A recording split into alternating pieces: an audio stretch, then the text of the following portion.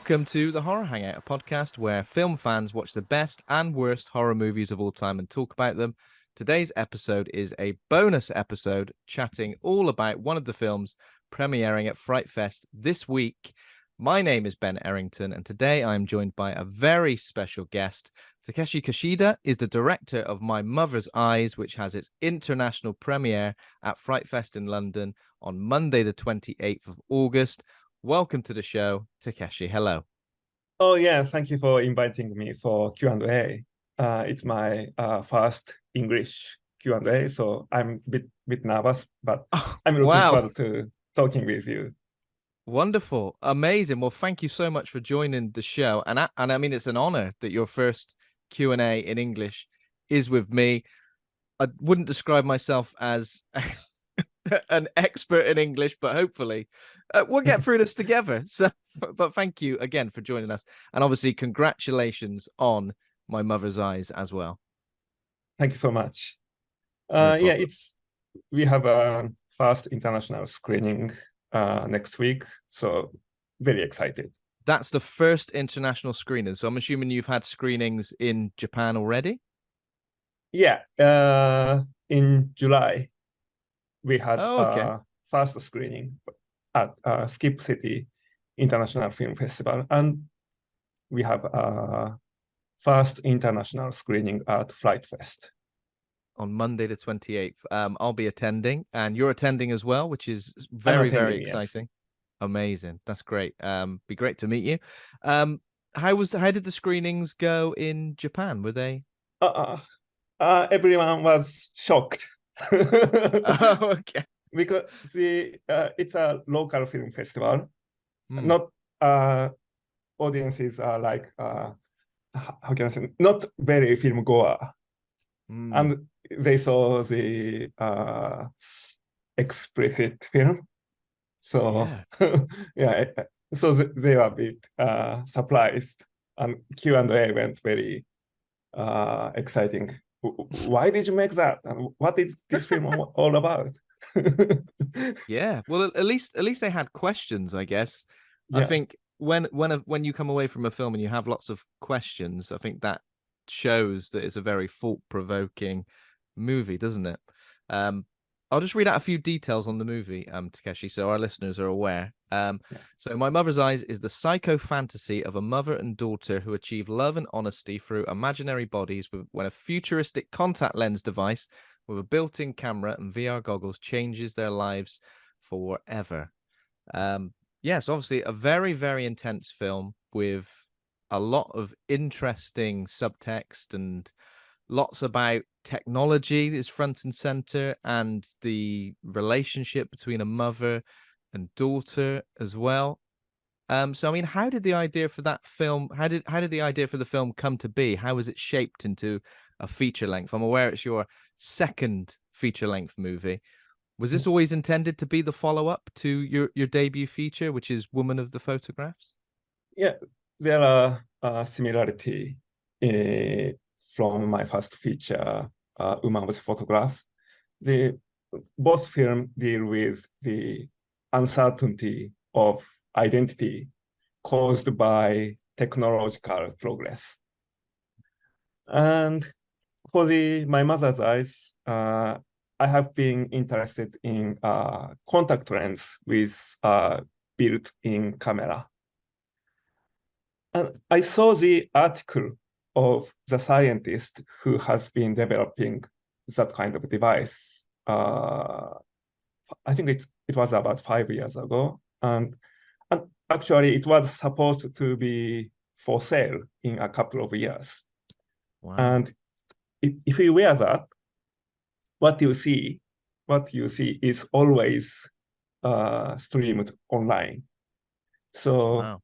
and Yeah. if you share your vision to the other person, he or she can become yourself. Yeah. Uh, It really is an amazing concept. And yeah. of course, the character also sees an article on their phone and starts reading it. So I guess that was the exact moment that you'd been through as well when you first started, when you sort of Yes, it discovered. is. It is absolutely. Yeah. And I guess technology, VR, AI, everything like that is becoming more and more prevalent in our day-to-day lives. So this film almost feels like it's arrived at the perfect time to sort of have a say on those debates, I guess. Yeah, it's the My Mother's Eyes is a film uh, to see in 2023. If it's 5 years later, it may be too late. And if Yeah, it's 5 years ago, it may be too early. This is yeah, a time, suitable time for watching. that's absolutely perfect, then, isn't it? For to strike while the iron is hot to discuss these issues. I mean, how does your relationship with technology feed into the movie? Because they seem to be quite reliant. All the characters are very reliant on technology that helps them get by. Even the character of the daughter is sort of experimenting and enjoying VR and before, say, I won't spoil anything, but before an interesting event takes place. Yeah, because I have been working in commercial industry for 15 years.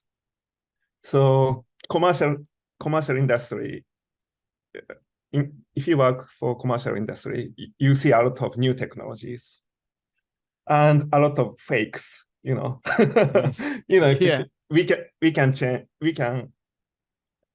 change the uh, reality in by direct photography skills or retouching skills. So we Mm. are good at distorting the reality, and I, that I guess you affects me see. a I lot. guess you see. Sorry, Takeshi, didn't mean to interrupt there. I was just going to say. I guess you see a lot of things advertised like this is where technology will be in 5 years, in 10 years, and it never quite keeps up with those expectations. Yeah, Hmm. yeah. You mean the reality is not going that much fantastic than we thought, Yeah, of right? course. Yeah, We don't have flying cars. We don't have yeah, hoverboards. We don't have anything like that. Of course, in like the 70s and 80s, we believed that the world was going to look like this. Well, I mean, the world of Blade Runner seemed like it was going to yeah, be if in the 1980s we said what was 2023 going to look like, I think a lot of people would have pictured Blade Runner. yeah. I think I don't know why, but maybe it's because uh, we should have commercial success first. Yeah, So yeah, yeah, of and course.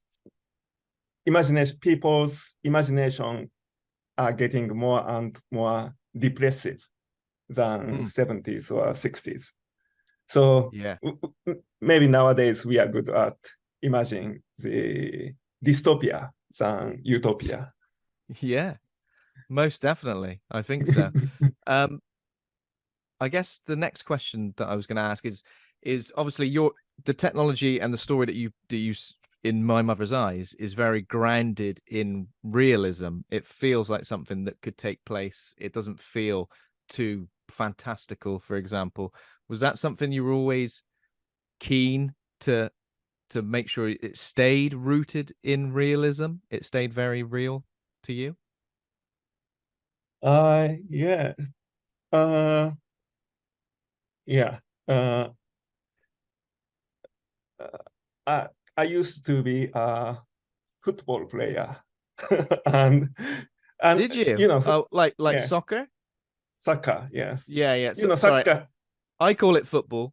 I just yeah. I would always call it football. But yeah. Oh wow, amazing. Amazing. So I'm always conscious about the regulation, Yeah, as a sports player. And before making film, I make the regulation, and sure. like no monsters or no Okay, I see. psychics. Yeah. Yeah, Everything that feels like not nothing too supernatural, I guess is what you're yeah, saying, isn't it? yeah. Yeah. That's my Interesting that like being a footballer has allowed you to sort of stay in the regulation of that. What was your position on the football pitch, if you don't mind me asking, Takeshi? Where did you play? goalkeeper. Goalkeeper. Oh my God. Well, safe hands. I think you obviously had to be sort of very keen on regulation as a goalkeeper as well, then, Yeah, didn't you? Yeah. yeah, Oh my God. because Wow. goalkeeper is, we have decided how many steps we can walk or how many seconds we have. So Yeah. very Probably. stressful position. Yeah, the most high pressure of the positions. How Yeah, how do you think that like being in that stressful situation has in any way translated over to being a filmmaker? That's probably a crazy of question. course, of Yeah. course. Because filmmaking is always stressful. Yeah. And after writing a script, my position is like accused or asked. So I have to deal with the problem well and Yeah. see what others are doing. I, That kind of skill is similar for goalkeeper and filmmaker. I suppose as a filmmaker, you're kind of telling everybody what to do. As a goalkeeper, Yeah, you might be shouting instructions as well. yeah, yeah, Um, that's fascinating. That really is fascinating. So I guess obviously the relationship between mother and daughter in the movie is yeah. present. It's somewhat unconventional. It even feels quite taboo at times. It almost feels like it's very yeah, it doesn't feel like a standard relationship between mother and daughter. How did you manage that with the actors? Was it easy to direct them? Did they understand your vision fairly quickly? It, the mother and daughter were very good at how can I say obeying me. I don't know. Yeah. I wanted to say it softly, but my English is not very good. So I completely understand now. it's because mother and daughter are it's their first appearance in film, Mm. so they don't know how to act. So Oh, they is their very first role? Is that correct? very fast role.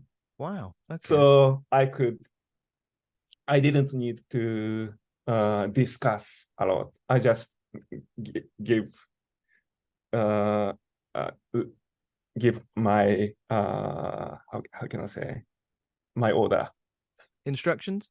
I guess. Yeah, Yeah. instructions. Yes. Yeah. I mean, I guess.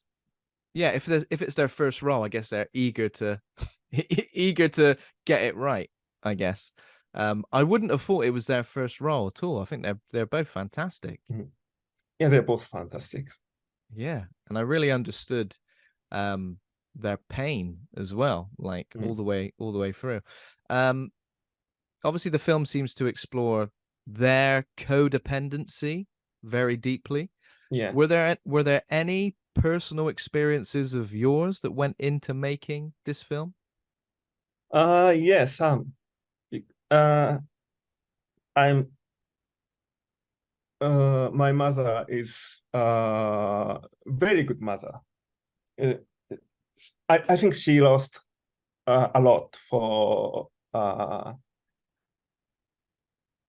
me, Hmm. for raising me, like her career or her youth or relationship with friends. Hmm. It's a perfect mother for me, but uh, maybe a bit crazy to be the perfect mother. It's a strange thing. Perfect mother is a insane person. Yeah. I Yeah, guess like motherhood is something that seems to be very very present in Asian cinema. I think less so in other areas of the world. I think motherhood and relationships between mothers and children seems to always be present. Um, and I've always found that extremely fascinating. Is where that's kind of why I asked that question. Because I kind of felt that, especially watching this movie, I kind of felt that coming across very strongly. maybe the motherhood is more. required in Asia than England, maybe. I think so. I Yeah, think so. Yeah, I yeah. would say so. Um, of course, this is your second movie. Fright Fest selected your debut feature, Woman of the Photographs, as part of their Discovery lineup in 2020. And of course, 40 festival awards with that, and it's been released in 7 countries since then. How did you come? Sorry, after how did you choose Fright Fest for this time around for the film to be shown? From My Mother's Eyes, Be was it always going to happen, considering your first one was shown at Fright Fest? yes, because I used to live in London for Oh six wow, okay, months, six wow, months, and then Kent, Maidstone oh wow, for 3 years. amazing. I've got a friend who lives there. I do. So UK screening is always my dream because uh, I that's now they are showing now they are doing in Leicester Square, right? Yeah, that's correct. Yeah. That's that's where I used to watch Tobey Maguire, Spider-Man, Oh or my Lord of god. the Rings. So it's my Wow. pleasure to come back with Yeah, it's almost like my cinema. a homecoming. Yeah, Yeah. Wow. Amazing. So I guess when Woman of the Photographs was shown in 2020, that was during COVID. So I guess that was all online. Yeah. online. Yeah, Yeah. Not the same. yeah. So I was waiting for next chance to go to Flight Fest, and I'm so glad I can be there Yeah. Going there this as a time. Yeah, filmmaker as well, yeah, that must feel incredible. And to be able to see sort of, I know obviously you've shown the film at other events and other festivals, but to sort of witness an audience reacting to everything as well, especially something like Fright Fest where everyone is there. You said before about the film being shown at an event where people weren't really film goers. Obviously, at Fright Fest, everyone's a film goer. Everyone's a huge genre filmmaking fan.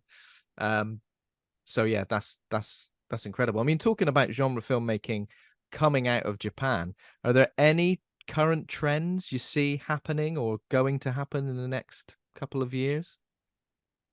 um, you mean how genre filmmakers are doing in Japan? Yeah, I mean, in terms of like any trends in terms of like styles of filmmaking, or maybe even like genres or uh, or subgenres that are going to be popular that you see. have you seen the Ring or uh, Grudge? Oh yes, of course. Yeah, Yeah, yeah, I sure have. There is actually. I mean, I'm sure you know this, Takeshi. I'm sorry if I'm giving you information you already have. There's the J horror yeah, documentary showing at Fright Fest as yeah. well, which I've got tickets for. So looking forward to seeing that as well. J-horror I, movement happened in I think it was about 25 years ago or 30 years ago. And we are the generation that we experienced J-horror in 10 years old or 15 years old, and then yeah. became a filmmaker and trying to escape from J-horror. So Oh yeah, it's of course. Yeah, because uh, after becoming filmmaker, the legendary J-horror filmmakers become uh, our rival, our enemy. So we have to yeah. make something new, make something uh, better than them. Yeah, So because I that, guess yeah, there was the J horror wave, and then everybody was trying to copy and replicate that. yeah, And then I guess worldwide, anything that came out of Japan that had anything related to horror would have been instantly thought it has to have these elements. Obviously, there was J horror, and then another question I was going to ask is obviously that there in Japan there was a bit of a like a technological horror wave as well, like in early 2000s. Would you say, obviously, with things like Pulse. And Yeah, I guess this obviously is a very, very different take on your movie. Sorry, Takeshi, is a very different take on that sort of techno horror, um, in a way, because there's no supernatural elements. mhm. But still, did anything from those waves in sort of the 90s and then obviously into 2000s, did any of that still affect you and inspire you? Of course, because watching film and making film is like breathing. We Hmm. take and we let it go. So after watching J-horror movie or